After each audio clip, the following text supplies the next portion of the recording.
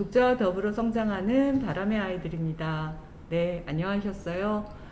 벌써 7월 마지막으로 또 달려가고 있는데요. 이제 휴가 준비들 하시고 아이들은 이제 방학 맞을 준비를 하는 것 같습니다. 마지막 비도 많이 왔었는데 장마철이라고 하더니 좀 그쳤어요. 잠시 소강 상태에서 폭염이 연일 이어져서 유럽이나 이런 나라에는 많은 분들이 돌아가셨더라고요. 걱정이에요. 네. 네. 이런 와중에 저희 이 무더위를 식혀줄 책, 네, 청소년들을 위한 철학책으로 왔습니다. 안녕 필로. 네, 안녕 필로를 가지고 오늘 이야기 나눠보도록 하겠습니다. 오늘 안녕 필로와 함께 이야기 나눠주실 선생님을 초대 손님이죠. 네, 초대 손님. 제가 왜 선생님이라고 했는지 아실 거예요. 초대 손님을 소개해 드리도록 하겠습니다. 네, 본인이 직접 어떤 사람인지 소개 부탁드립니다. 자, 멀리 삼척에서 오셨습니다. 짠! 네, 안녕하세요. 삼척여자고등학교에서 국어교사로 일하고 있는 서현숙입니다. 네. 네, 오늘 바람의 아이들에서 이 여름 색상이에요. 딱 책도 네네. 네, 파란색. 그래서 안녕 필로를 이렇게 초대를 받고 오게 되어서 또 이 핑계에 서울 나들이 삼아 여행상을 오게 되어서 기차 타고 오는 길이 참 좋았어요. 좋겠죠. 네. 좋겠죠. 남들은 삼척으로 가는데 선생님은 서울 오셨잖아요. 네. 모처럼 서울 바람 모처럼 아니신가요? 자주 서울 오세요? 바람이 답답하더라고요.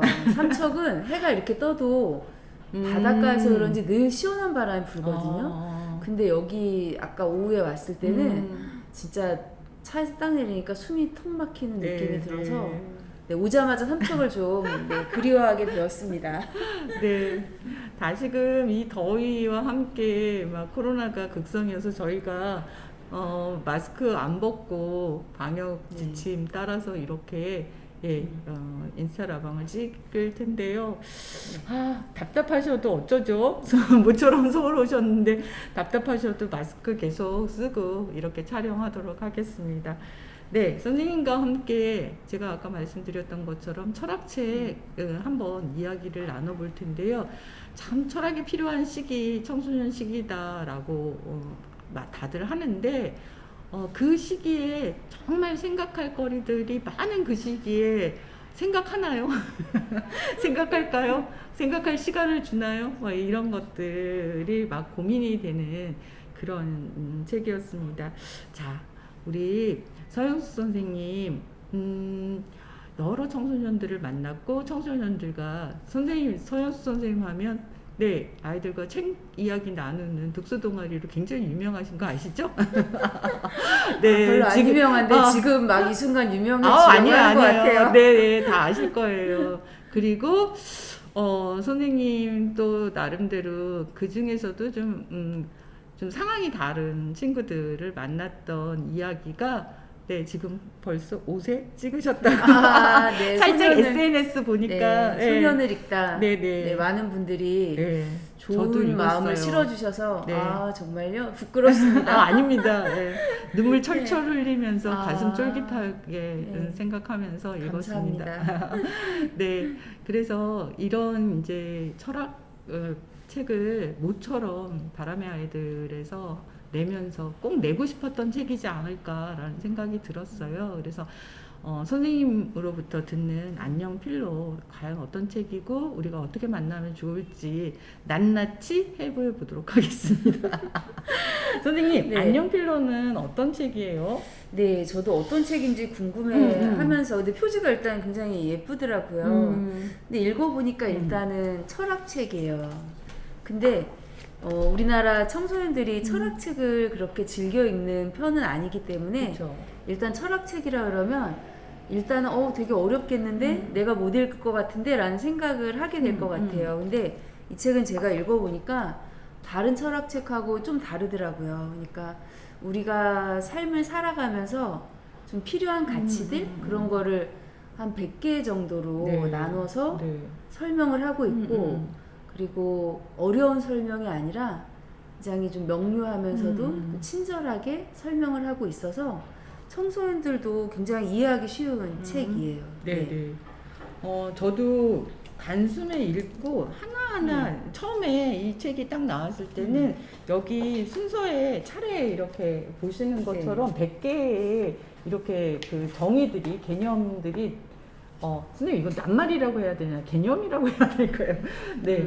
국어 선생님 앞에 쓰니까 조금 네, 정확한 용어를 저도 써야 잘 몰라서 아무렇게나 쓰시면 네, 개념들이 이렇게 나와 있어서요. 하나하나 골라서 이렇게 읽으면 되겠다라고 했는데 네. 추천의 글부터 쭉 흐르면서 무엇인가 생각하게 한 게 이 책의 특징이었던 것 같아요. 맞아요. 이게 네네. 보니까 이제 개념이 한 100개 정도인데 이 100개가 낱낱이 아니라 좀 약간 흥미로운 방식으로 서술이 네네. 되고 있더라고요. 네네. 그러니까 꼬리 물게 하는 것처럼 네네. 네, 말꼬리 하나의 있는 개념을 것처럼. 설명을 하면 설명하는 말 속에 나오는 개념을 그 다음 순서로 잡고 이렇게 해서 이게 낱낱으로 읽어도 물론 괜찮은데 읽다 보면 좀 낱낱이로 단편적으로 파편화되어 있는 게 아니라 이 책 안에서 100개의 개념이지만 좀 흥미를 놓치지 않고 읽을 수 있게 네. 그런 꼬리 물기 식으로 이어지고 있어요. 그래서 독자 입장에서는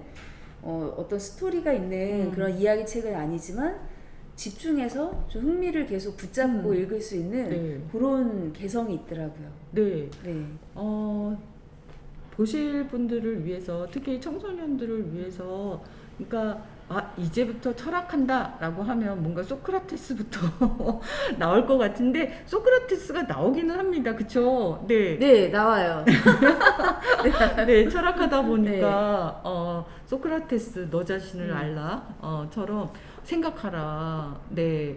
그럼 뭐 철학자의 이름들이 거명되기는 해요. 그런데 철학사의 흐름 따라 뭐 사고의 방식 이런 것들을 설명하는 게 아니라 우리의 일상을 그대로 이야기하는 듯이 그렇게 진행되고 있는 것 같아서 한 권의 그냥 가벼운 소설책을 읽었나? 뭐 다 읽고 나서의 제 느낌은 그랬는데 선생님 어떠세요? 네, 그리고 저는 여기에 나오는 이 개념들이 굉장히 개인적인 것에서부터 시작해서 이제 사회적이고 일반적인 것, 그러니까 아주 좀 특수한 개별적인 그런 개념부터 시작해서 아주 보편적인 개념까지 포괄적으로 다루고 있잖아요. 근데 그게 자연스럽게 이어지고 또 정말 뭐 우리가 외로움, 뭐 사랑, 우정 이런 거 이제 지극히 개인적인 건데 이제 꼬리 물기식으로 계속 관심을 가지고 이야기 읽듯이 이렇게 읽어나가다 보면 이제 뒤쪽으로 가면서 뭐 인간의 윤리라든지 또는 뭐 이성이라든지 뭐 인공지능 심지어는 나중에 그 환경에 대한 문제까지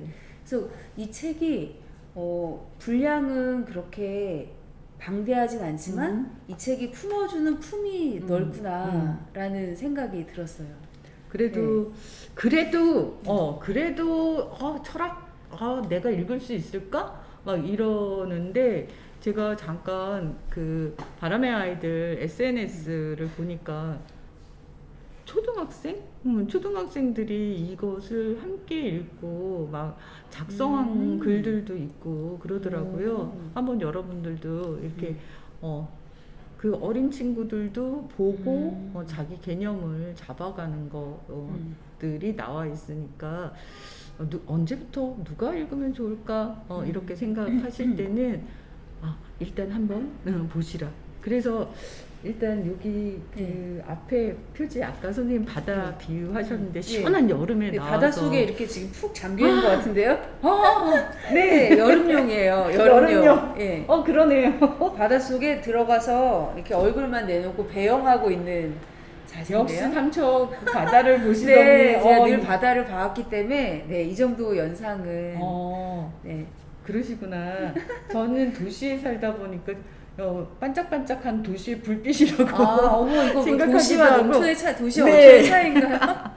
그러기도 하고 잠시 이렇게 무엇인가 자연을 접할 수 있는 시간 뭐 이런 거를 갖는 것으로 딱 당겨오는 것 같은 생각이 들었어요. 여러분 뒤편에도 간간히 이렇게 그 설명들과 함께 그림이 나오는데 그림들이 의미하는 건 또 뭘까? 되게 생각하게 했어요. 그 그림만 보고 이렇게 생각하셔도 좋을 것 같습니다. 그래서 살짝 알려드리면 여기 이름이 작가의 이름이 네 타르벤 젤룬 이렇게 돼 있어요. 발음이 네, 꼬이네요. 발음 너무 뭔지 모르게 좋았어요. 네, 네. 타르벤 젤룬 그리고요 위베르 푸아로 무르댕 그림입니다. 그래서 그림이 그냥 한 개 딱 그린 것처럼 되게 크기도 하고 시원시원하고 이미지화 되어 있어서 청소년들이 보기에도 되게 좋을 것 같습니다. 저자를 간단히 소개해 볼게요. 조금 읽으시면 느낌이 오실 텐데요. 조금 사고하는 방식이나 이런 것들이 남다르다라는 생각이 드실 거예요. 모로코계 프랑스인 작가이자 시인인 타르벤 젤룬이라고 소개글에 나와 있습니다. 좀 저희가 접하기 참 어려운 나라, 모로코라고 네, 하는 맞아요. 나라 네. 출신이다라고 하니까 좀 신비감이 네. 있기도 했습니다. 네. 그런데 이제 철학을 공부했고요. 모로코에서 철학을 공부했고 고등학교에서 철학 교사로 일했습니다. 고등학교 선생님이시니까 뭔가 동질감. 네, 동질감도 느끼면서 또 한국 교육은 좀 다른 면들이 있으니까. 네네. 네. 그 부분은 있다. 네. 이후 프랑스에 거주하면서 1987년에 성스러운 밤으로 콩쿠르상을 수상했고요. 성인을 위한 소설과 시를 다수 발표했다고 합니다. 저희 나라에서는 소개된 책들이 좀 없는 것 같은데 딸에게 들려주는 인종차별 이야기 이 책이 있었던 것 같아요. 아이들에게 들려주는 이슬람 이야기 요새 아랍과 관련된 네. 내용들을 많이 공부하시는 분들을 주변에서 되게 많이 봤어요. 새로운 경향이었습니다. 그래서 교육적 목적의 책을 여러 권 집필하신 작가가 이 책을 내셨습니다.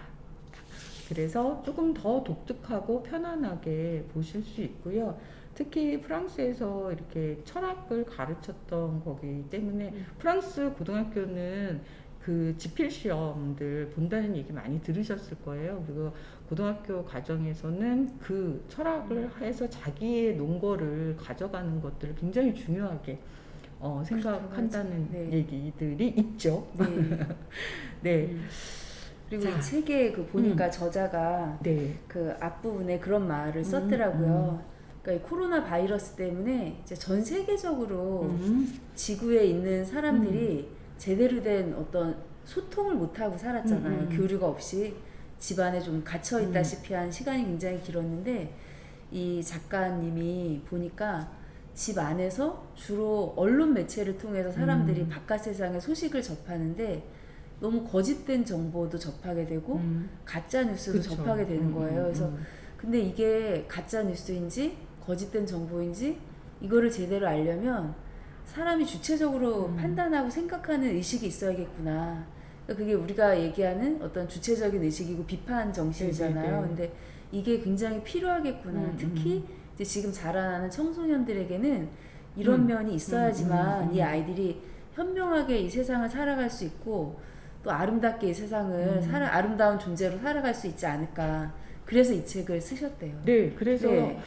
실은 우리랑 똑같이 이런 코로나 상황에서 선생님은 조금 더 필요성을 느껴서 썼다. 네. 그런데 이렇게 빨리 번역된 책은 있을까 싶을 정도로 되게 그러게요. 빨리 네. 번역이 되어서 저에게 왔습니다. 그만큼 또 다른 안전이 위협되는 상황에서 청소년들이 만났으면 좋겠다. 전 세계 친구들이 좀 생각하고 돌아볼 그리고 정보를 정확하게 판단할 이런 근거가 됐으면 좋겠다 하고 열심히 쓰신 것 같아요. 맞아요. 그래서 이렇게 네. 바람의 아이들을 통해서 빨리 이런 책들이 저희에게 다가온 것 같습니다. 네, 이제 시의적절한 책이고 이 작가님이 그 앞부분에 한 얘기 중에 네네. 저는 이 말이 너무 인상적이었어요. 철학은 지혜를 사랑하는 것이고 그로써 세상도 바꿀 수 있기 때문입니다. 네, 이런 큰 뜻을 가지고 네네네. 전 세계의 청소년들을 생각하면서 굉장히 부지런히 집필을 하셨던 것 같아요. 네네. 네. 여러분 뭐 필로소피아 필로소피 뭐 이런 그 이야기 되게 많이 하면서 거기서부터 막 개념을 잡잖아요. 네. 근데 딱 한마디로 지혜이고 그것을 사랑하는 것. 그러니까 지혜란 무엇일까부터 이렇게 물음을 던지는 그런 것 같아요. 지혜란 무엇이고 그것을 사랑한다는 건 무엇이냐, 그리고 궁극의 목적은 무엇이냐. 네. 선생님이 되게 잘 뽑아주신 것 같아요. 네, 다시 한번 읽어드리면 작가의 말입니다. 철학은 지혜를 사랑하는 것이고 그로써 세상도 바꿀 수 있기 때문이다. 네, 우리가 조금 더 행복이라고 하는 추상적인 개념을 위해서 살아가는 것 같아요. 예, 그게 아름다운 세상이지 않을까? 그런 데 있어서 조금 불완전한 것들을 어떻게 우리가 적재정소마다 판단해 가면서 생각할 것인가, 이런 것들을 주는 그런 책입니다. 좀 더 깊이 있게 들어가 보도록 할게요. 저희 안녕필로 지금 쭉 그 작가의 말까지 이렇게 진행을 해봤는데요. 차례 보시면 정말 그 처음에 생각하기라고 하는 단어부터 이렇게 나오고 있습니다. 그래서 100개의 개념을 설명하고 있는데요. 이 중에서 제 100개의 개념들 이 뒷면에 보시면 100개까지는 아니어도 이 안에 있는 단어들을 가지고 지금 이 책이 구성되어 있는데요. 선생님하고 조금 더 깊이 있게 들어가기 위해서 이 100개의 개념 중에 선생님은 과연 어떤 개념에 꽂혔을까? 이런 것들이 좀 궁금해서요. 안녕필로 네. 100개의 개념 중에 가장 기억에 남거나 함께 이야기하고 싶은 게 무엇인지 질문 드렸습니다. 네. 제가 주로 고등학교에만 근무를 했었어요. 네. 그래서 고등학교에서 10대 후반? 한 17살에서 19살 정도의 학생들과 이제 책을 읽는 일을 하다 보니까 이 책을 읽을 때도 좀 청소년의 입장에서 이 책을 읽게 되더라고요. 네네네. 그래서 이 중에 아이들에게 어떤 개념이 좀 의미가 있을까, 그런 생각을 하면서 보니까 저는 가장 강렬한 게 이 뒤에도 있는데 요거 의심하기였어요. 의심하기. 그러니까 왜냐하면 이거 한국의 그 관습, 또 한국의 어떤 문화와 관련돼 있는데 세월호 의심하지 이후에 않죠. 네, 세월호 이후에 많이 달라졌다고는 하지만 그러니까 학교가 학생들에게 의심하기를 가르치진 않는 거예요. 그리고 교사들의 성향이 의심하는 학생들을 그다지 좋아하진 않는 거예요. 의심 많은 학생들 부담스러워하죠.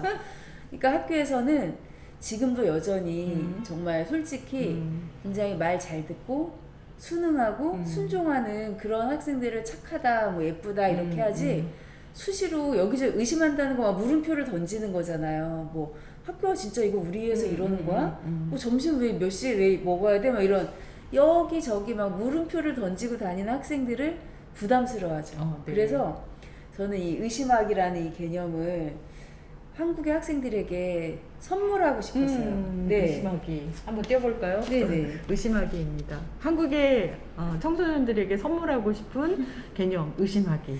네. 그리고 여기서는 이제, 네. 어떻게 설명하고 있어요? 여기서 선생님? 이제 의심하기에 보면 여기에 이 책의 하나의 특징 중에 하나가 그 개념마다 스스로 판단하기라는 게 네, 있잖아요. 네, 네.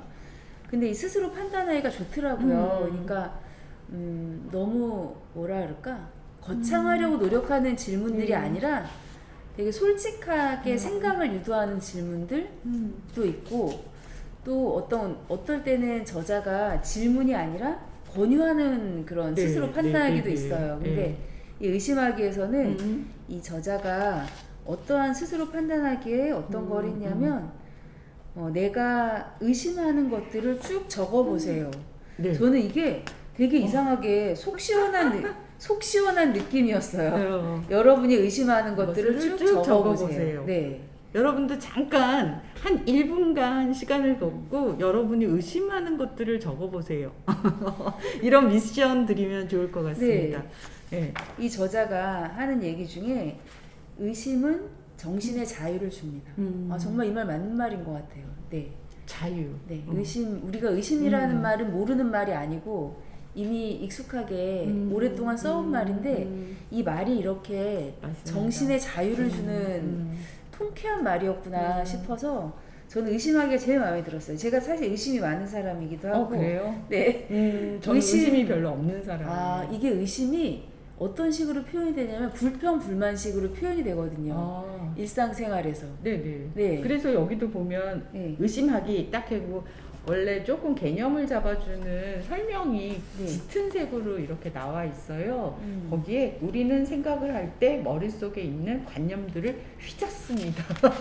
이런 표현을 쓰고 네. 있더라고요. 네. 그래서 선생님 그 잘하시는 의심하기, 그러니까 불편하지는 않으셨어요? 저요? 네. 저는 안 불편한데 제 옆에 있는 사람들이 불편하죠. 계속 입을 열고 뭔가 얘기를 할 때 그 옆에 주위에 있는 사람들이 불편해 하더라고요. 근데 그거는 굉장히 한국적인 문화인 것 네, 같아요. 네, 네. 좀 입을 닫기를 바라는 그냥 입 다물고 각자 조용히 할 일을 성실하게 하는 걸 굉장히 미덕으로 생각하는 아직도 그런 사회가 아닌가 그런 생각도 살짝이 들었어요. 저는 이 단어를 만났을 네. 때 그런 거였거든요. 그러니까 요새 많이 하려고 노력하는, 의심하기를 많이 하려고 노력하고 있다라고 저 자신을 보고 있어요. 그래서 의심하려면 자세히 봐야 된다. 그래서 그 저는 주로 도서관에서 그러니까 학부모님들도 만나고 그 어린이들도 만나고 막 이러는데 그때 아이들 때부터 이 단어를 좀 많이 쓰라고 얘기를 하거든요. 하면서 이렇게 약간 돌리죠. 왜 이러지? 막 이런 느낌으로 의심하기가 그런 표현 아닐까라는 생각이 들었어요. 그러니까 그냥 고지고대로 받아들이면서 저는 좀 억울했었거든요. 선생님이 얘기한 대로 이렇게 이렇게 달리 생각하니까 그래 왜 그 생각 못했지 이렇게 번쩍 깨는 게 있는데 저는 수긍하다가 다른 사람이 그래서 선생님 제가 미워했을 수도 있어요. 네, 저 그대로 주위에서 받아들여서 미움 많이 받는 사람이에요. 받아들여서 그러면 된다라고 이렇게 생각하고 있다가 누군가 이렇게 탁 던지면 내가 그 생각을 못했던 것들이 막 억울하기도 하고 그것이 속박 같은 느낌도 들고 완성되어지지 못한 것 같은 생각도 들고 그래서 의심을 하면 이렇게 자유로워진다는 말이 저 자유롭진 않은데 그래서 자유롭지 관장님 않으세요? 굉장히 착한 사람으로 살아오셨죠. 네. 네. 네, 그러신 것 같았어요. 네. 보이나요? 네, 그래서 의심하기가 참 어려워요. 그래서 여기 여러분이 의심하는 것들을 쭉 적어보세요라고 할 때 뭐가 있지? 내가 의심하는 게 뭐가 있지? 아이들을 의심하나? 아니었는데 이걸 이렇게 생각해내는 것 여기서부터가 참 힘들기는 하지만 이렇게 깨알같이 적어보면서 네, 되게 재밌을 것 같습니다. 여러분들도 한번 해보셨으면 좋겠어요. 네. 그 다음에 네, 또 하나 하신다면 여기 네, 짜잔. 여기서 짜잔. 재밌네요 이거. 네, 짜잔. 저는 뛸까요? 우정. 네, 저는 두 번째 네. 우정. 우정 굉장히 좋았어요. 선생님 우정이 특히 청소년들과 맞아요. 만나면서 네, 청소년의 우정. 입장에서 근데 저는 자, 이제 우정은 몇 관장님이나 페이지에 저는 나올까요? 60조, 58쪽인데요. 네. 관장님이나 저는 어른이 되어서 친구와의 우정이 있기도 하지만 청소년들만큼 우정이 절대적이진 않은 것 같아요. 지금 네, 그렇죠. 근데 이제 청소년들은 책 읽고 독서 토론 주제 정하거나 글 쓰거나 이럴 때 보면 정말 우정이 절대 전부거든요. 그래서 이게 참 좋았고 여기에 나오는 구절을 한번 좀 읽어봐도 될까요? 네네네. 우정을 설명하는 부분 중에 60쪽이에요. 우정은 60쪽. 네, 제가 조금 읽어볼게요. 우정은 아무것도 바라지 않고 함께하는 것입니다. 내가 깜빡 잊고 지갑을 가지고 나오지 않았다면 친구가 돈을 빌려줄 수도 있습니다. 물론 나중에 꼭 갚아야겠지요. 하지만 나보다 돈이 많은 사람을 이용하려고 접근하는 것은 우정이 아닙니다. 우정은 사랑과 다릅니다. 친구 사이에는 육체적인 끌림, 다시 말해 성적인 끌림이 없으니까요. 이걸로 우정과 사랑을 엄청 명쾌하게 설명해 주시는 것 같아요. 그렇죠? 네. 우정과 사랑 사이인가? 이런 노래 부분에서는 제목도 조금 이렇게 성 부분에 있어서 개방성이 좀 떨어지지 않으신가? 뭐 이런 이렇게 좀 의심해봤어요, 선생님. 아, 그러셨어요? 그래서 네. 우정 조금만 더 읽어볼게요. 네. 그래서 우정을 육체적 끌림이나 성관계가 없는 사랑의 한 종류라고 할 수도 있게 굉장히 독특하게 우정을 설명하시는 것 같아요. 네네. 하지만 부모가 자식에게 느끼는 사랑도 있습니다. 이 사랑을 부성애 혹은 모성애라고 합니다. 우정은 드물고 귀한 선물이기 때문에 소중히 지켜야 합니다. 우정은 외로움, 버림받음, 거부, 배척으로부터 우리를 보호해주는 최고의 방벽이니까요. 저는 이 마지막 말이 너무 아름다웠어요. 우정은 드물고 귀한 선물이니까 소중히 지켜야 한다. 네. 제가 삼청요구에서 만난 고등학교 2학년 여학생들한테 이 얘기 꼭 해주고 싶어요. 그리고 우정은 이 뒤에 말 너무 멋있지 않나요? 외로움, 버림받음, 거부, 배척으로부터 우리를 보호해주는 최고의 방벽이다. 네. 멋지네요. 네. 근데 이 판단하기, 스스로 판단하기에 있는 그 생각을 위한 질문도 굉장히 흥미로웠어요.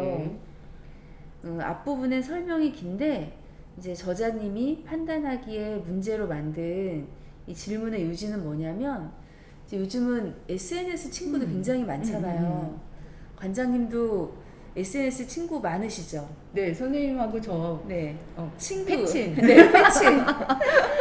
근데 굉장히 많은데 이 저자는 SNS 친구가 진짜 친구일까?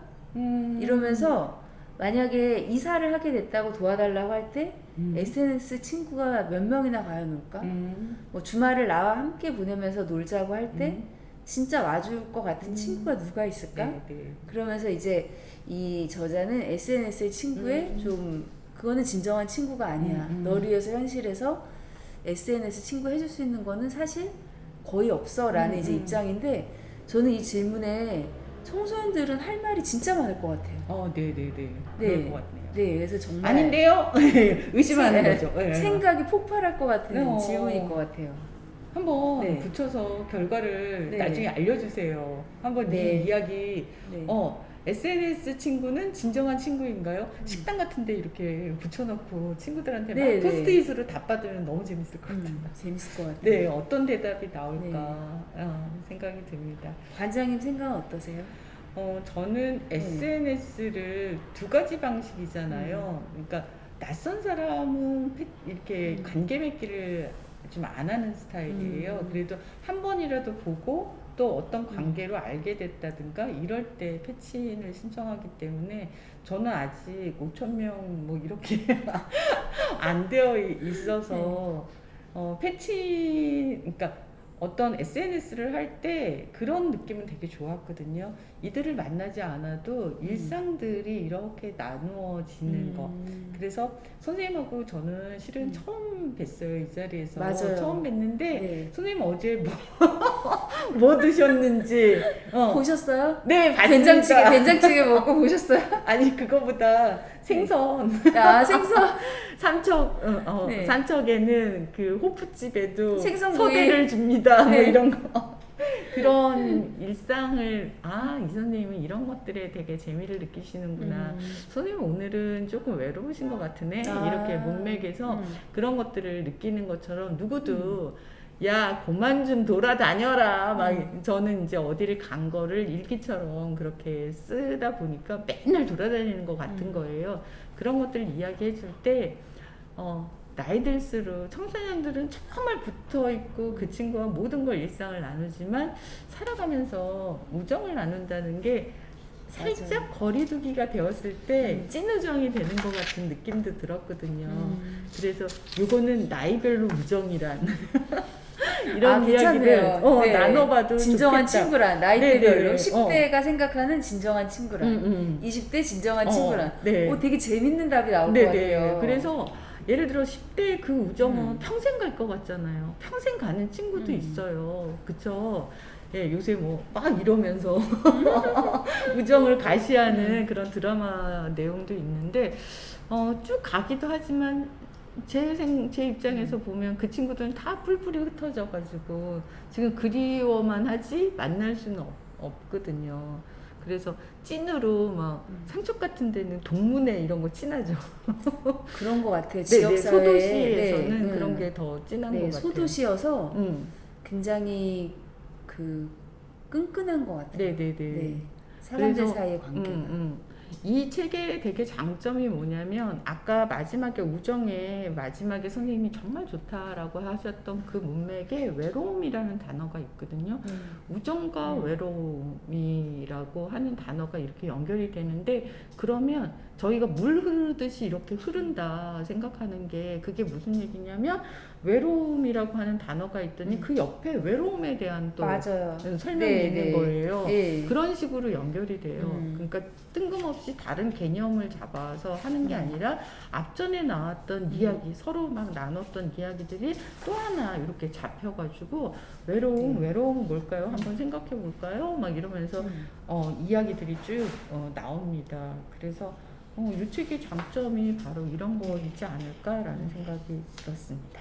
자, 마지막으로 한 가지, 우리 세 가지 정도 뽑아보자 했는데 마지막에는 한 가지 여기 뒤에 있을까요 혹시? 어머, 어머, 딱 여기 있네요. 어머, 아우, 너무 놀라워요. 어떻게 이 이렇게 많은 단어 이 많은 단어 여기에 중에 제가 세 개 뽑은 게 손이 닿는 곳에 붙어 있는지 네네네. 정말 천우신조란 이런 게으름을 저는 세 번째. 게으름, 네네네. 왜냐면 이제 이 책을 쓴 분은 이제 우리나라 사람이 한국 사람이 아니잖아요. 근데 그 한국의 그 문화적인 입장에서 굉장히 낯선 것들이 있는 거예요.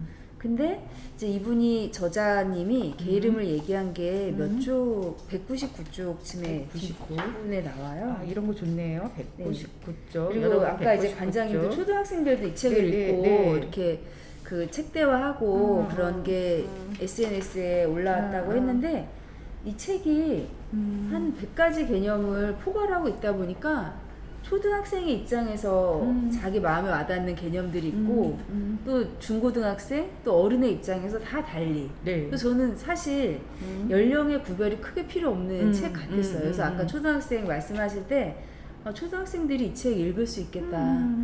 물론 전부 다 읽었을지 그거는 사실 크게 중요하지 않잖아요. 근데 연령에 따라서 좀 다양하게 필요에 맞게 이렇게 흘러 들어갈 수 있는 책이겠구나라는 생각이 들었어요. 이제 게으름인데 이 분이 게으름을 저자님이 뭐라고 설명을 했냐면 198쪽인데요. 게으름은 198쪽. 감미로운 것입니다. 세상에서 물러나 자기 마음대로 휴식을 취하는 것이지요. 그러면서 또 하는 얘기가 게으름은 몸과 마음의 힘을 빼는 것입니다. 게으름은 멈춤, 자기만의 시간이 되어야 합니다. 이게 한국의 학생들에게는 정말 절대절명으로 필요한 거. 이거를 지금 이 작가가 권하잖아요. 그래서 스스로 판단하기에 게으름에 스스로 판단하기는 특이한 게 질문이 아니라 뭐뭐해도 생각해보세요, 뭘 적어보세요가 아니라 권유하고 있어요. 피곤한데 악착같이 일이나 공부에 매달리지 마세요. 할 수 있다는 생각으로 자기 자신을 너무 힘들게 하지 마세요. 저는 이 말을 듣는 순간 굉장히 슬퍼졌어요. 왜냐하면 이제 얼마 전에 학교에서 독서토론 수업을 2학년 아이들이 하면서 김초엽 작가의 물의 무사라는 책을 읽었어요. 학생들이. 근데 그 책을 읽은 학생들이 독서토론 주제로 특히 많이 정한 게 있는 거예요. 삶에서 멈춤의 시간은 필요할까? 그래서 저는 처음에 이제 그게 무슨 얘기인가 자세히 봤더니 그 안에 인물이 무용수인데 다리에 부상을 입어서 이제 한쪽 다리의 일부를 의족을 했는데 여전히 무용을 하는 거예요. 근데 사람들은 엄청 감탄을 해요. 그 무용수가 무용을 하면 박수를 막 치면서 감동을 하고 이러는데 이 사람은 너무너무 고통스럽고 이제 없어진 다리 부분에 대한 고통도 계속 느끼고 또 의족을 끼고 무용하는 거에 대한 현실적인 고통도 느끼고 그래서 결국은 마지막에 계속 무용을 하는 뭔가 계속 활동이 있고 부지런히 그 열정을 불태우는 삶이 아니라 멈춤의 삶을 선택을 하거든요. 그걸 더 이상 하지 않겠다. 더 이상 이렇게 열정으로 나를 불태우는 삶을 살지 않겠다라고 선택을 했는데 학생들은 그게 너무너무 낯선 거예요. 그런 선택이나 그러한 가치를 주위에서 들어본 적이 없는 거예요. 그냥 한국 사회는 특히 그렇잖아요. 끊임없이 부지런히 일하고 성실하게 공부하고 쉬지 않고 공부하고 멈추면 안 돼. 멈추면 너의 패턴이 다 부서지는 거야. 멈추지 네네네. 말고 계속 목표를 달성할 때까지 계속 가는 거야를 정말 아이들에게 주입을 하고 어른들도 그렇게 사는 사람들이 많이 있잖아요. 그래서 그 아이들이 멈춤의 시간이 필요할까라는 그 주제를 정했을 때 멈춤을 선택한 무용수가 이 아이들에게 얼마나 낯설은 존재였을까. 그러니까 그만큼 멈춤이나 게으름을 권하거나 가르치지 않는 교육이고 사회라는 생각이 들었거든요. 근데 이 작가님이 여기에서 게으름을 이렇게 권하면서 너무 공부에 매달리지 마세요. 너무 자기를 힘들게 하지 마세요. 위로의 말을 건네는 거 무리하지 마세요라는 네네. 거잖아요. 근데 우리는 아무도 특히 학생들에게는 야 너무 공부하냐고 너 너무 무리하지 마. 너 공부 열심히 너무 악착같이 하지 마. 거기만 100% 매달리지 마라고 아무도 말 안 하고 이제 공부에 대한 자기계발서라는 게 보면 끊임없이 거기에 매달리고 끊임없이 집착하게 하는 거잖아요. 그래서 좀 제가 또 이제 학교에 있다 보니까 그러한 감정이 몰려왔겠지만 굉장히 이거 읽고 나서 슬펐어요. 그래서 네. 왜 슬프셨는지 알겠어요. 네. 선생님 이야기를 듣다 보니까 울컥하는 어떤 지점이 있네요. 눈물 흘리시면 안 돼요. 눈물 흘리시면 안 돼요. 네. 네, 멈출 수 없이 쳇바퀴처럼 돌아가는 맞아요. 거는 청소년들만 그런 게 아니라 지금 우리 사회를 사는 많은 사람들이 그런 것 같아요. 네, 뭔가 이 쳇바퀴에서 떨어지거나 이탈하게 되어지면 죽을 것 같은. 예. 그런데 그러다가 정말 2년 반, 2년 6개월 동안 저희가 멈췄잖아요. 네. 자기 뜻대로 되어지지 않는 시간들, 이런 것들을 강제적으로 갔는데, 저는 지금 겪고 있는 팬데믹 이후에 아직 또 한 번 올 거다 뭐 이런 얘기가 들어오는 이 시기조차 멈추지 못하는구나. 멈춤을 경험했는데 이렇게 이게 왜 왔지? 라고 하면서 조금 더 멈추면서 천천히 가고 싶은데 갑자기 뭔가 본물이 터지듯이 모든 일정이나 뭐 이런 것들이 막 진행이 되어지니까 속도감을 잃어버린, 막 이렇게 달리다가 자기 속도에 발이 걸려가지고 넘어질 것 같은, 그 무릎이 깨지면 얼마나 아플까. 그럴 때 옆에서 그렇게 안 해도 돼, 그래도 사라져 라고 하는 그 위로의 한마디, 이게 정말 필요한데 거의 끝부분이거든요. 맞아요. 끝부분에 구성이 참 신기했어요. 네. 예, 게으르자 그러더니 다시 마지막 개념은 물, 환경. 이런 개념으로 이렇게 이어져. 그렇죠. 이게 본질적인 것들에 대한 질문이잖아요. 왜 생각해야 되는지, 왜 우리가 이렇게 계속 판단해야 되는지, 이런 것들. 네, 세 가지 정말 좋습니다. 선생님 한번 다시 들어볼까요? 네, 선생님이 고른 단어.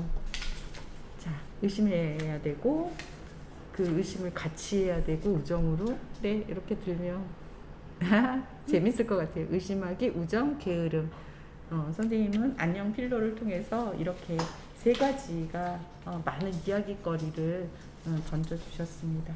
100가지 다 하려면 정말 일주일 필요할 것 같아요. 이거 100가지 다 한 것들을 모아보는 이벤트 어떨까요?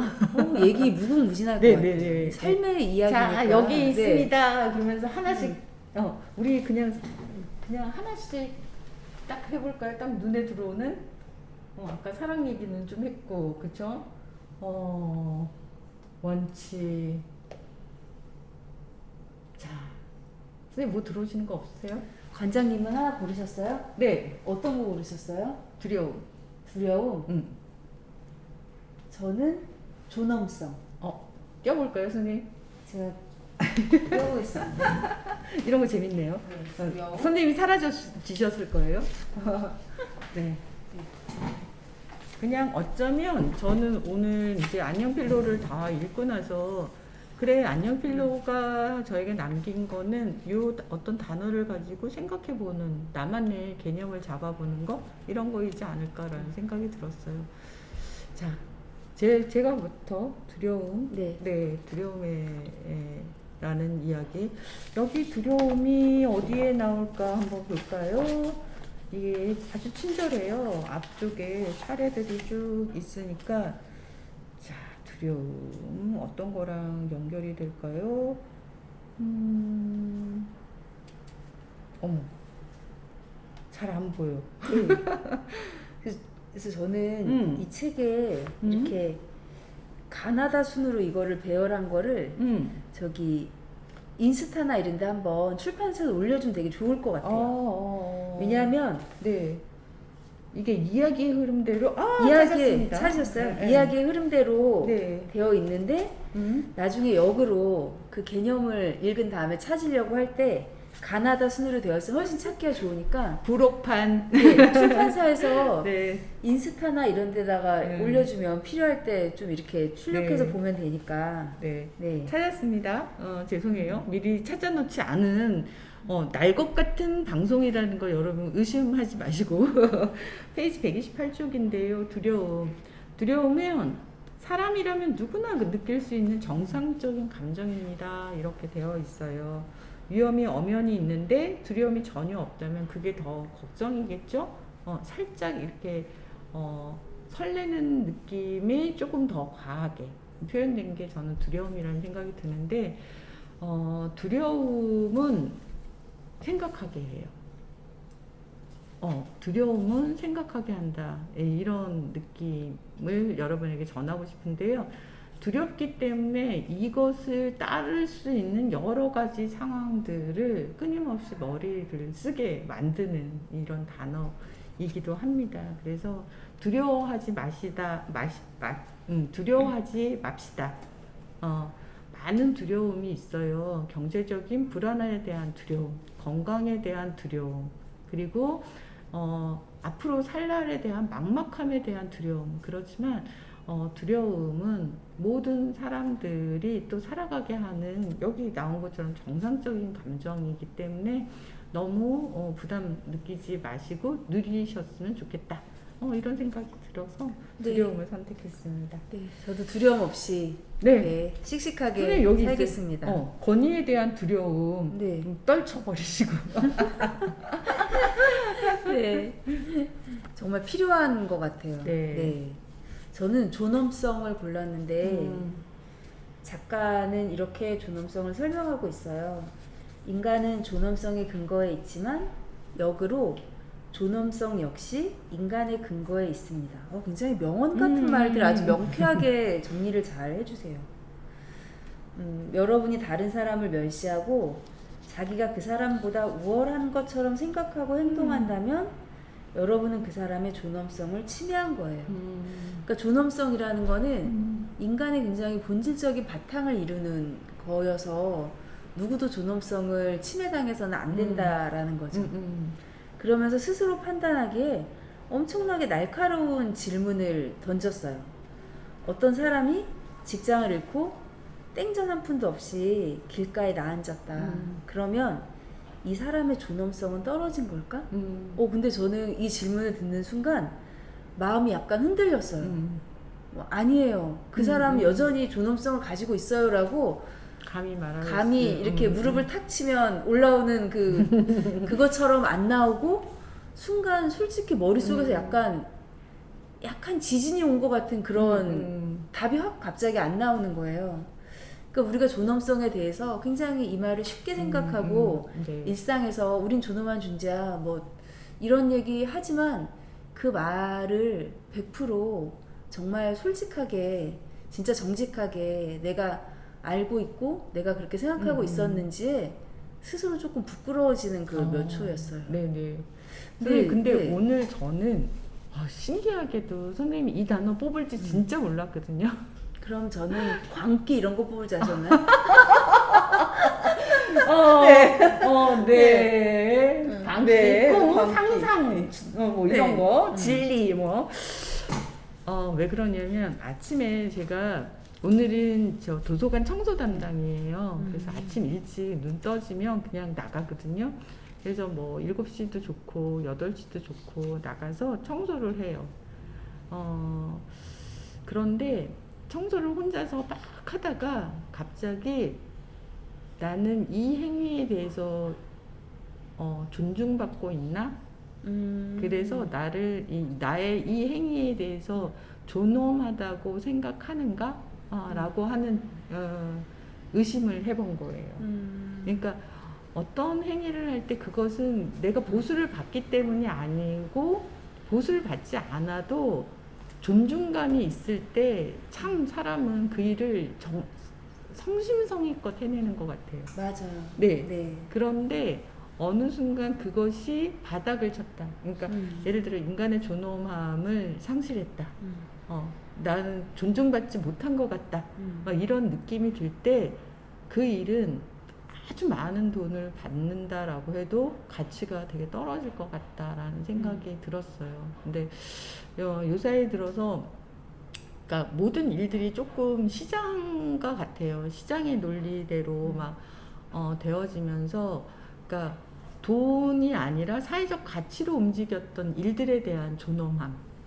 이런 것들 좀 심각해지죠. 네, 생각하다 보니까 두 손을 모으고 듣고 있어요. 지금 관장님 말씀을. 아니요, 내가 필기도 해야 될 것 다시 같아요. 존엄함을 부여받는다면 이 일에 대해서 받는다면 더 마음을 내고 할 수 있을 것 같은데 어쩌면 그것이 지금 바닥을 쳤기 때문일 수도 있어요. 더 구체적인 이야기를 못 드리겠지만 아무튼 저는 오늘 정말 아침 일찍부터 이 단어 존엄성에 대한 단어를 생각하게 됐는데 왜 그 단어가 떠올랐지 했더니 역시 안녕필로를 읽었었던 거군요.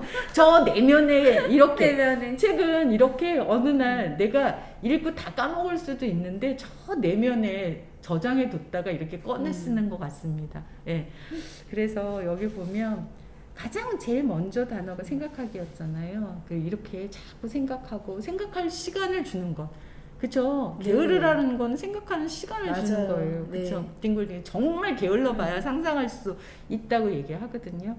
그래서 세 번째 좀 저희가 이야기로 좀 넘어가 보면 왜 생각하지 못할까? 왜 이 책이 새로운 개념처럼 다가오지? 그냥 일상인데? 예. 그래서 좀 우리 한국 사회 특히 우리가 처한 이 사회 속에서 선생님 또 학교에 계시잖아요. 그리고 맞아요. 고등학생이잖아요. 네, 맞아요. 네, 3년이 없어지는 이 고등학생들인데 왜 이런지 또 개인적으로는 생각에 방해되는 요소들이 뭔지 간단하게 한번 얘기 나눠봤으면 좋겠어요. 네. 이제 제가 학교에 있다 보니까 이제 학생들 이야기를 많이 하게 되는데 또 안녕 필로가 청소년들을 많이 찾아가게 될 것 같아요. 네. 그래서 또 청소년의 입장에서 이 책을 보는 것도 되게 의미 있다는 생각이 드는데, 저는 학생들의 탓은 아닌 것 같아요. 이제 정말 생각할 틈이 없는 거죠. 맞아요. 네. 근데 저는 그럴 때 학생들에게 이렇게 조명을 비추는 게 아니라 교육에 조명을 비춰야 될 것 같아요. 교육이 너가 제대로 하고 있니? 생각을 촉진하는 교육을 하고 있니? 학교야? 이렇게 학교야 하면서 너가 지금 학생들의 생각을 촉진하는 교육을 하고 있니? 라고 만약에 제가 학교라면 대답을 못 할 것 같아요. 초등학교, 중학교는 모르겠어요. 초등학교, 중학교는 조금 더 대학 진학이나 입시에 좀 여유가 있으니까 아니에요? 그게 문제 근데 아닌 것 같아요. 고등학교는 제가 볼 때 이게 생각을 촉진하려면 결국은 입을 다물고는 안 되잖아요. 뭐 그래서 말을 하게 한다든지 쓰게 한다든지 토론을 하게 한다든지 그럴 때 생각이 촉진되잖아요. 그냥 단순히 뭐 이 책에 문제를 주고 너 쓰면서 너 생각을 한번 해봐라는 것도 사실은 되게 한계가 있어서 저는 생각을 같이 해야 된다고 생각을 해요. 생각을 같이 해야 된다고. 네. 근데 학생을 그냥 어떤 배움을 익히고 이해하고 외워서 시험을 보고 궁극적으로 좀 부끄러운 얘기지만 잘 배웠나 이런 거보다 우리가 줄을 제대로 세웠나? 그러니까 등급을 내야 되잖아요. 수능도 등급을 내야 되고 고등학교 내신 성적도 등급이 정상적으로 나와야 되거든요. 근데 그럴 때 이게 배움이 정말 생각을 우리가 촉진하고 있나? 학생들이 배움을 통해서 자기 삶을 잘 들여다보고 성찰을 하고 있나가 아니라 우리가 줄을 잘 세우고 있나? 지금 교육이 사실 거기에 더 초점이 맞춰져 있는 거죠. 그래서 저는 학생들이 생각을 잘 하지 못하고 있다면 그것은 교육의 탓이고 어른의 탓이라고 생각해요. 생각이란 말 굉장히 많이 쓰게 되네요. 네. 선생님은 언제 생각하게 되세요?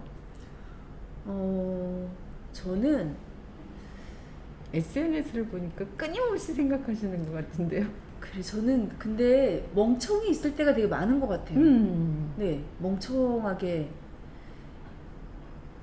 근데 언제 생각을 하는지 잘 모르겠어요. 관장님은 어떠세요? 그냥 끊임없이 생각하는 것 같지만 여기서 안녕 필로가 이야기하는 것처럼 진정한 생각하는 것, 그러니까 아주 근원적인 것들을 물어가는 그런 시간을 못 갖는 것 같아요. 이거는 생각이 아니라 뭔가 해결을 위한 맞아요. 방법을 찾는 거지 생각한다고 할 수 없는 것 같아요. 그래서 저는 이게 저희가 그런 시간을 좀 갖는 게 중1 자유학기제잖아요. 과연 중1이 맞나? 저는 요 안녕필로라는 요런 그 철학할 수 있는 요런 그 구조를 가지고 한 6개월만이라도 중3에서 고1 올라가는 그 시기 모든 학생에게 이런 시간을 주면 어떨까? 막 교육에게 막 질문한다라고 할 때 정책적으로 요 시기를 조금 뒤로 보내서 중3에서 고1 그 시기에 이런 것들을 할 수 있는 시기를 주면 어떨까 했는데 왜 중1로 갔을까 이런 게 항상 이게 궁금했었거든요.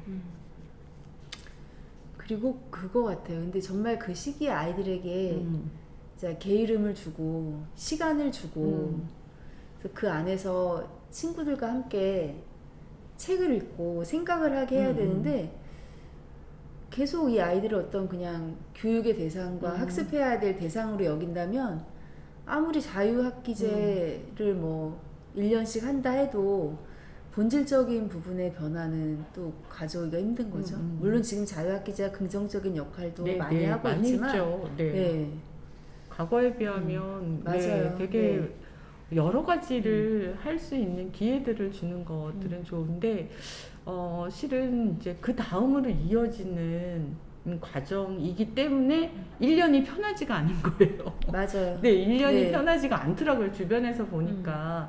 그래서 진정으로 그 1년을 탄탄하게 만들기 위한 방식으로도 이런 철학하기가 좀 보편화되었으면 좋겠다. 그리고 그렇게 쓰기에 되게 좋은 텍스트로 안녕 필로가 좀 나왔다. 그런 고민을 담고 나왔다. 한번 봐주셨으면 좋겠습니다. 선생님, 이제는 안녕 필로가 각각의 어린이들도 만나고 청소년들도 만나고 성인 독자들도 만나고 이러면서 어떻게 이 책이 활용되었으면 좋겠는지 이런 방법. 제가 뭐 다양한 방법을 알진 못하지만 일단은 가장 1차적으로 개인적인 독서의 활동으로 이 책을 활용하는 방법도 굉장히 좋을 것 같아요. 그러니까 이 책 읽고 이제 저도 한 100개 개념 중에 저에게 특히 좀 강렬하게 와닿았던 것들이 있잖아요.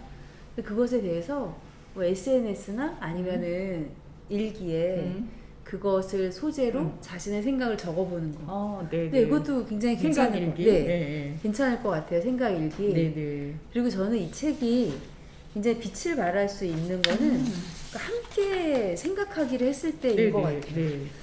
그러니까 우리가 내 생각을 일기에 혼자 적어보면 그 생각이 거기에 머물잖아요. 근데 같이 얘기하다 보면 서로 생각을 굉장히 촉발하게 되는 게 있어서 나도 모르게 내 생각이 굉장히 막 점프한다든지 내 생각이 생각지 못한 부분으로 막 되게 확장된다든지 내 생각이 되게 깊어진다든지 그거를 자기도 예상하지 못한 그러니까 쉽게 얘기하면 굉장히 입체적인 생각을 하게 되는 거잖아요.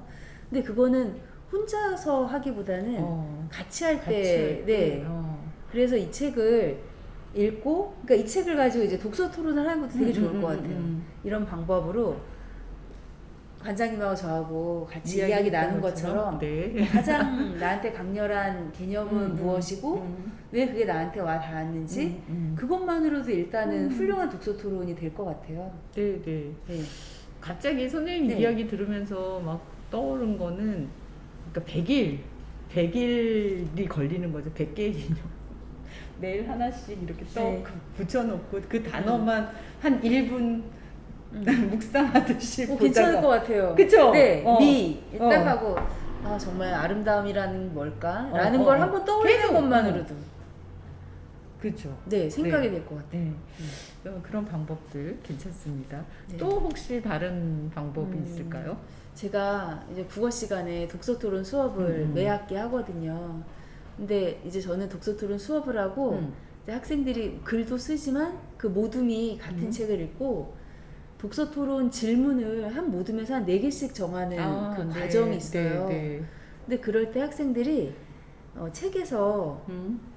이제 책은 저자가 썼지만 독자가 그 책을 읽고 나서 그 책에 어디에 물음표를 꽂을지 그게 사실 스스로 판단하는 거잖아요. 네네. 그래서 저는 이제 이 책을 더 음. 친근하게 느낀 이유가 어디에 물음표를 꽂을지는 독자의 몫이잖아요. 근데 이제 학생들이 그 일을 하는 거예요. 어디에 물음표를 꽂을지 그걸 하는데 이제 학생들이 그때 보면 그 순서가 책에 좀 키워드를 중심으로 키워드를 놓고 네. 본인들이 좋았던 또는 뭐 더 생각해 볼 만한 키워드를 쭉 놓고 그거를 가지고 질문을 만드는 순서를 하는 학생들이 많거든요. 네네. 그럴 때 저는 이 책이 있으면 학생들에게 굉장히 큰 유용한 도움이 될 것 같았어요. 왜냐하면 이 학생들이 키워드를 뽑아놓으면 사실 이 100개 단어 안에 거의 다 들어가거든요. 네네네. 그러니까 예를 들면 아이들이 이제 요즘에 산책을 듣는 시간이라는 청소년소설 읽었어요. 네네. 거기 장애 문제 나오거든요. 네네. 또 이제 문학책에 보면 난장이가 쏘아올린 장항공 얘기가 나와요. 네. 그리고 여기에 보면 또 뭐 민주주의에 대한 얘기가 나오고 그렇죠. 평등, 그렇죠. 네, 뭐 존엄 네, 이런 네, 얘기가 네, 나오잖아요. 네. 그 키워드를 가지고 찾아서 사전처럼 참고도서처럼 찾아서 읽어보고. 그 부분의 설명을 개념 설명을 읽는 거예요. 그러면 그 책과 이 개념 설명이 잘 시줄과 날줄처럼 잘 이제 얽히게 되겠죠. 그리고 이 스스로 판단하기 문제를 참고해서 본인들의 스스로 판단하기 질문을 정하는 거죠. 그렇죠. 네, 그렇게 쓰면 이 책을 굉장히 잘 활용하는 예가 될 것 같아요. 네네. 좋습니다. 그리고 저는 이게 이제 한국의 고등학생들에게 또 이 책이 도움이 될 수 있겠다 싶은 생각이 든 게 생각외로 독서 토론의 경험이 많지 않은 학생들이 더 많아요. 그렇겠죠. 제 말이 이상하게 꼬였는데 별로 없는 학생이 많아서 네. 독서 토론이라는 말이 아직도 굉장히 낯선 어떤 단어처럼. 낯선 단어, 그리고 강박을 주는 단어, 그러니까 뭔가 날카로워야 되고 어려운 책 읽어야 되고 찬반을 네, 논쟁해야 질문은 되고. 진지해야 되고 찬반, 토론하면 찬반 네. 뭐 이런 생각들을 그런 생각에 많이 사로잡혀 있거든요. 근데 이 책의 질문이 좋은 게 그러한 엄숙함이나 그러한 멋있으려고 하는 척하는 것들이 없어요. 맞아요. 질문이 되게 솔직하면서도 아 이게 생각이라는 건 뭐 차원 높은 철학 그런 게 아니라 나를 들여다보고 내 일상을 들여다보는 거구나. 이게 뭐 토론 이런 게 뭔가 그럴듯한 거창한 질문을 정해놓고 찬반에서 누가 이기는 게 네네. 아니라 서로 이렇게 한 가지 생각을 같이 해보는 거구나. 서로 생각을 이렇게 네. 촉발하고 서로 생각을 자극하는 거구나라는 그러한 고정관념을 좀 깰 수 있어서 네 여러모로 도움이 되고 또 필요한 책일 것 같아요. 네네. 좋습니다. 저도 선생님 이야기를 들으면서 이렇게 해봐야지 막 던져봐야지 이걸 그대로 해보고 하나하나 단어에 대해서 다시 한번 일기 쓰기나 뭐 이런 거 해봐야지 라고 하는 결심도 쓰고요. 여러분들에게 꼭 이렇게 권해드리고 싶어요. 그러니까 이 책을 처음 이제 바람의 아이들에서 낸다라고 할 때 저한테 재밌는 철학책이라고 하셨거든요. 네 맞아요. 재밌는 철학책이 하나 나왔다. 네. 그 재밌다라고 하는 요소가 재밌어하는 부분이 다를 수 있잖아요. 그래서 살짝 저도 그때 의심했거든요. 그럼에도 불구하고 그러리라고 생각했는데 정말 후루룩 읽히면서 모르는 것에 대해서는 어른들에게 또 물어볼 수도 있고 네. 조금 그 찾아보기도 하고 이러고 또 친구들끼리 그런 단어에 대해서 개념 잡아보면서 이야기 나누면 정말 재밌을 것 같습니다. 많은 학교에서 이런 것들이 일파만파 막 됐으면 좋겠습니다. 네, 저도 안녕 그랬으면 필로, 좋겠습니다. 안녕 필로 막 이런 팬들이 생겼으면 좋겠어요. 네, 필로 실제 있는 것처럼 누군가 필로 복장을 하고 나타나는데 제가 필로예요 막 이렇게 나타났으면 좋겠네 이런 생각이 듭니다.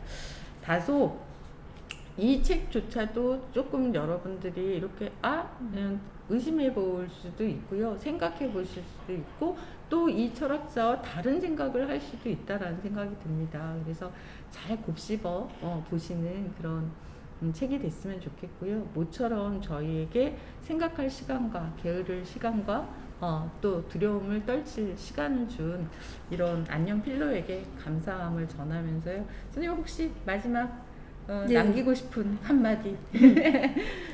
오늘 관장님하고 독서 모임 한 것 같아요. 그래요? 네, 네, 그쵸? 저도요. 네, 네, 너무 네. 편하게 오늘 사실 이 화면 보시는 분들은 관장님하고 제가 굉장히 친한 사이라고 오해하시겠지만 오늘 처음 현실에서 처음 본 네, 분인데 현실에서 처음 봤어요. 근데 딱 느낌이 관장님하고 진짜 이 책 읽고 같이 독서 모임 한 것 같은. 그래서 네. 이 책 읽고 청소년이나 어른들도 독서 모임 하면 참 재밌겠다라는 네. 생각이 들었고, 마지막 관장님 말씀을 들으면서 요 생각했어요. 바람의 아이들에서 요걸로 캐릭터 인형 만들면 정말 안녕 필로 필로 안녕 이게 되잖아요. 네. 그래서 그러면 진짜 재밌겠다. 네네네. 그러면 정말 청소년들도 좋아하겠다라는 네네네. 생각이 들었어요. 네. 제가 굉장히 중요한 힌트를 드린 것 같아서.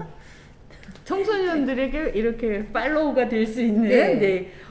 뭐가 있을까 막 이렇게 고민하면서 저는 마지막으로 삼척 바다에서 서현숙 선생님이 바다 위에서 안녕 필로처럼 결정적으로. 이렇게 누워서 결정적으로 수영을 못해요. 이렇게 튜브 끼고 튜브 끼고 하면 가능해요. 하면서 안녕 필로 이러고 있는 사진이 혹시 조만간에 올라오지 않을까. 그건 좀 네, 재밌는 상상을 해봤습니다. 오늘 먼 곳에서 와주셨고요. 언제나 재밌고 또 진지하지 않은 것 같으면서 우리에게 아주 이렇게 콕 찌르는 그런 이야기를 해주시는 서현숙 선생님과 즐거운 시간이었습니다. 또 먼 길 가셔야 돼서 저희가 평일에 지금 딱 시작하는 그 즈음이라 연말이었으면 선생님 가지 마요 놀아요 막 이럴 텐데 그러지 못하고 맞아요. 보내드려야 될 것 같습니다. 오고 가는 길이 여행 같아서 좋아요. 다음에 또 오시고요. 다음에 또 또 다른 배워요. 책으로 같이 만났으면 너무 즐거웠습니다. 좋겠습니다. 또 약속하는 걸로 공식적으로 다음에 꼭 끝나고 식사도 하고 차도 마시기로. 독자와 함께 더불어 성장하는 바람의 아이들입니다. 안녕 필로 많이 읽어주세요. 끝내겠습니다. 안녕히 계세요. 수고하셨습니다.